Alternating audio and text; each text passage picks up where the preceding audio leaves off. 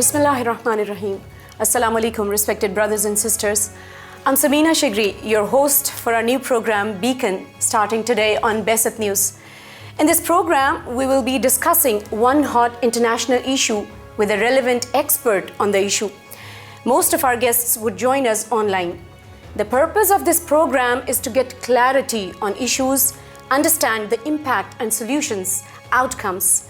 Today, we start with the recent announcement made by British government to declare Hamas, the Palestinian resistance group, in its entirety as terrorist organization. And anyone who supports Hamas in any form from UK would be punished with 14 years imprisonment.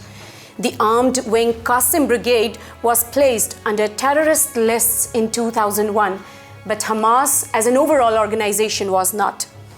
The question why this was done, that too so abruptly by UK Home Secretary Priti Patels, what would be its effect on anti-Israel activism in UK, and much more to understand. We have today with us our special guest, Brother Masood Shadrajeh from London. He does not need any introduction and is well known globally as the head of Islamic Human Rights Commission in UK, who have been struggling for Palestine cause since years. In the last few years, IHRC has played a pivotal role, leading to success in getting Sheikh Zakzaki released from Nigerian state custody. Brother Masood, welcome to our show and hope you're doing well. Well, brother, this abrupt move by UK to declare Hamas as a terrorist organization is something astonishing, as generally these declarations are led by US and then others follow. Can you throw some light on what was the background reasons behind doing this? Well, there are really two reasons that we see this happen. One is the fact that there is a huge pressure by the pro-Zionist groups in Britain, sort of lobbying for quite some time for this.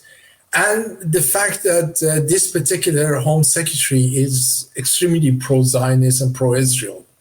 But looking at the sort of the past of British involvement in this region, and indeed, if you look at every time this matter has been risen in the Parliament, and the government of the time, both Labour and Conservative, and Conservatives have been in power for quite some time, every time they actually have come out and said that we have to make a differentiation between the political wing and others section, and because because they two are not connected. And the fact of the matter is, Britain has to have a diplomatic conversation, diplomatic involvement with those who have been chosen by the Palestinians to represent them in a democratic process.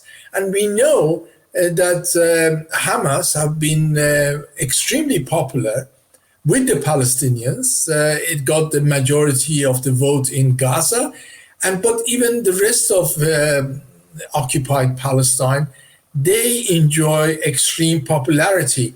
And there is no evidence, and this is what the British government have been saying in past, with the exception of this time, that there is no evidence to link the political wing with acts of terrorism of any sort. And the fact of the matter is that international community have already said that there is no evidence to show Palestinians have been involved in any act of terrorism anywhere around the world. And what the sort of happens within the occupied Palestine, it's sort of part of the right under international law for resisting against illegal occupation.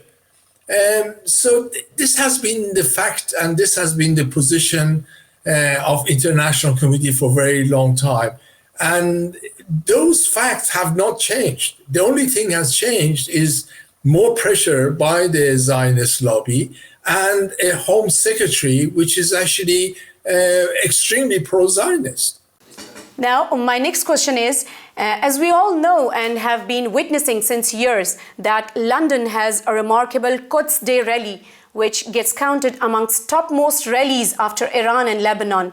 And in these rallies, you have banners, placards, and slogans, which some way or other can get counted as support for Hamas. So do you think these Palestinian cause support activism, which is led by your organization, will get curbed now?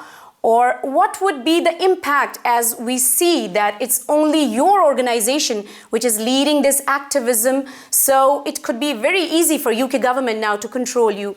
So how do you foresee this impact on your activism for Palestinian cause?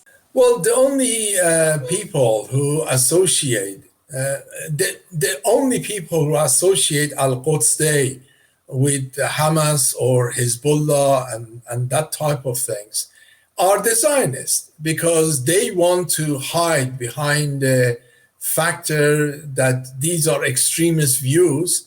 And the reality is that the Quds Day is not extremist views. Quds Day, it's a day of remembering injustices by the oppressors against those who are oppressed in the form of Palestine, which has been going on for over 70 years, and is there as a function to support the Palestinians to have their rights and to stand up against illegal occupation, a brutal illegal occupation, and to stand up against the apartheid system. This is the last apartheid system.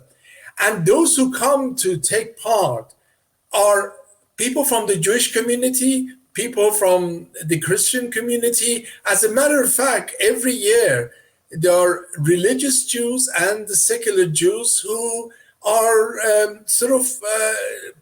not only part of the procession, but they take a very active role in the speeches and so forth.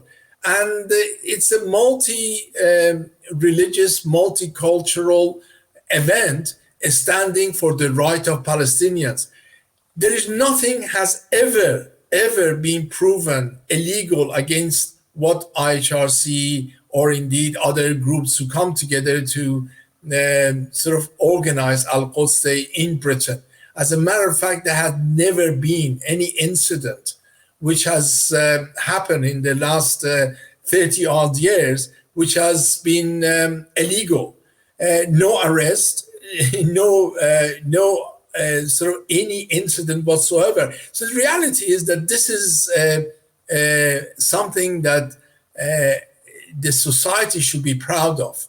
The fact that a multicultural, multi-religious, standing shoulder to shoulder and saying no to injustice, no to the apartheid.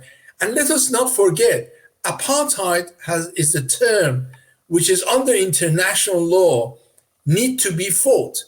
As a matter of fact, governments have got the duty to stand up against apartheid. The apartheid nature of State of Israel now is undisputed. Human rights organizations have identified it, Jewish Israeli human rights organization have identified it. A special rapporteur of the UN has identified it. So yes, in one sense, the opposition to try to stop Al-Quds Day happening is there. There was a few years ago, a petition went around by the Zionist Federation to try to stop Al-Quds, and they got something in the region of 10,000 signatures. There is around 12,000 people come out and march every year. There are, many more actually support it. And the reason that is even only 10, 20,000 people come to march is because it's the month of Ramadan, people are fasting, and there are many difficulties. So I think they are going to try, because what is happening is that the Zionist supporters, Israeli supporters, have got no defense left, except either saying that people who support Palestine are anti-Semitic, or to say that those who are supporting Palestinians are terrorists, because they have no other way to justify and to defend the undefensible, which is killing children, destroying people's home, stealing their lands, and doing it systematically, ethnic cleansing, and indeed committing genocidal act. Well, sir, to add to the previous question, alongside this Hamas bill, there was another amendment done in Clause 9 of National Security Bill by Priti Patels on revoking nationality of anyone who's suspected as national security threat without any notification or trial. So do you think this bill and classifying Hamas as terrorist organization are linked? This means anyone who does activism for Palestinian cause, his or her nationality can be easily revoked. There is extreme concern about many human rights organizations, including IHRC, for the direction that this particular government is going. There is huge pressure on all the defenders of human rights, be it Muslim ones like Islamic Human Rights Commission or indeed others, to defend the Palestinians. We have seen people like, the Professor David Miller. We have seen other cases. We have seen Jewish members of the Labour Party being thrown out of Labour Party, people being thrown out of universities.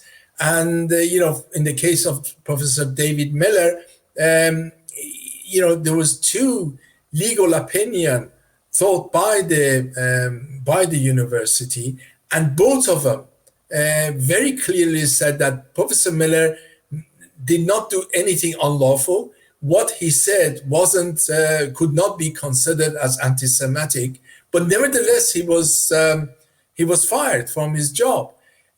So we are seeing huge pressure on those who are defenders of human rights in a way that has never been seen before.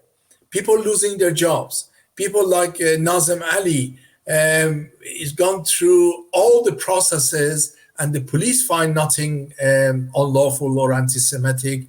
The public prosecutors find nothing unlawful or anti-Semitic. He was taken. He would try to be taken to the court in civil court. Again, that was stopped. So they start putting pressure on the Association of Pharmacies to remove him so he will not be able to earn a living. And this level of demonization, this level of harassment, this level of bullying is happening day in, day out. Now, many people feel that this part of the bill that is going through Parliament right now is actually institutionalization of that bullying, which the governments now want to get involved in that bullying rather than just Zionist organization. Government wants to do it on their behalf. But I have to say that this bill going through the Parliament, it only, what I'm trying to say is already British government removing nationality. Mrs. Begum was one of them. There are others who, as soon as they travel going abroad, they sort of remove their nationality, so they can't really challenge it. So the fact that now the only thing is added is that they don't have to inform you, and you're going to have less right to fight the nationalization removal of nationality. But I think the whole fundamental thing is the direction that the West is going, which is not only undermining the right of defenders of human rights, but is demonizing them and is sort of making it institutionalized and is sort of removing nationality. I mean, even United States of America have complained regarding this bill. So really, the reality is that now Britain is becoming like Bahrain. Britain is becoming like countries who have been systematically abusing human rights and removing nationality of people who have got no other nationality just because they're ethnically sort of belong to another ethnic group, and indeed their parentage comes from overseas rather than in Britain. This is racist. This is institutional racism, and this is abuse of power, and it sort of is being used, and it seems to be used for silencing people who stand up for human right and justice in directions that the British government doesn't like. Generally, we all understand that USA, Europe would soon follow this ruling, that is declaring Hamas as a terrorist organization. But do you think other nations like Arab world, UK colonies and India specifically would also declare Hamas as terrorists? Well, I think we already know that in Arab countries, that has been done more or less. They even have identified sort of Ikhwanul Muslimin, Muslim Brotherhood, as terrorist organization. So I leave them to one side. I mean, they are story of their own. The reality is that those government, like Saudi Arabia, UAE, Bahrain, and others, they are following normalization with the state of Israel, not because they want to, but because they're so weak that they feel that their position to rule those lands is in danger. And so they go in that direction. But the majority of people in that region are supporters of justice for Palestine and Palestinians. As a matter of fact, majority of people around the world are becoming more and more aware of the issue of Palestine, and they indeed standing up in support of Palestinians. BDS boycott Israeli goods and the companies who support the state of Israel. It's growing fact and is worrying the Zionist state. And the reality is that I think what we are seeing is a desperate position, desperate thing by the Israeli apartheid system, because they really haven't got any other way of justifying these brutal, illegal apartheid system. And I think we are going to see some who will follow it, but I think in the other side, there are those who will stand up and put pressure to stand and support the Palestinians. And we're seeing that, we saw what happened in Malaysia just very recently regarding not allowing the squash players from Israel to take part in the international tournament. So the fact of the matter is, I think there is an awakening among ordinary people, not just in the Middle East and Muslim countries, but right across, which is growing. And that is the reason I think that they are becoming this brutal and this bullying tactics being implemented to force people to abandon supporting Palestinians. Well, Hamas is filing lawsuit against UK government to get them out of this list. It looks like this has a severe impact on support which Hamas gets globally, and they're highly concerned about this. Is this true that Hamas has an impact from this bill? And what would be the gravity of this impact? There has been always pressure to support the Palestinians, even before this prescribing Hamas.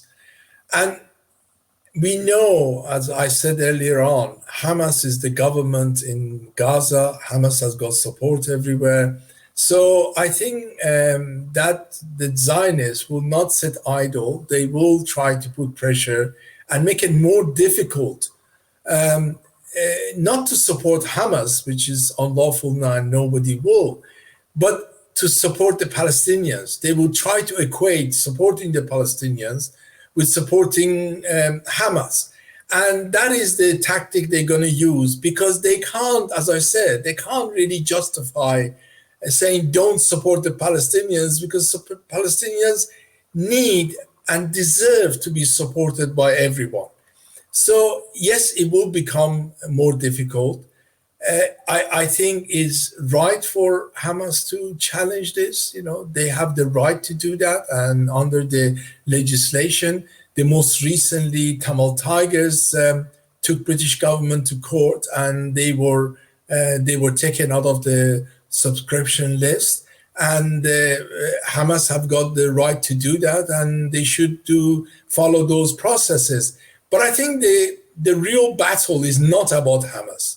The real battle is that do Palestinians who are not supported by anyone, who are not, who are being undermined, who are living in the brutal illegal occupation, who are living in the apartheid system, which is day in, day out, killing them, killing their children, destroying their lives, destroying every aspect of their civil society, and international community incompetent to address this.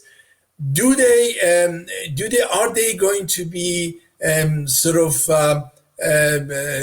forced not to be supported or supported less? I don't think that's the case. I think those of us who understand the need and aspiration of ordinary people in Palestine, both Muslim and indeed others. I mean, many of my colleagues from the Jewish community, both religious and secular, have got the same view as I have, that the Palestinians deserve to be supported. Indeed, we have a duty to support them.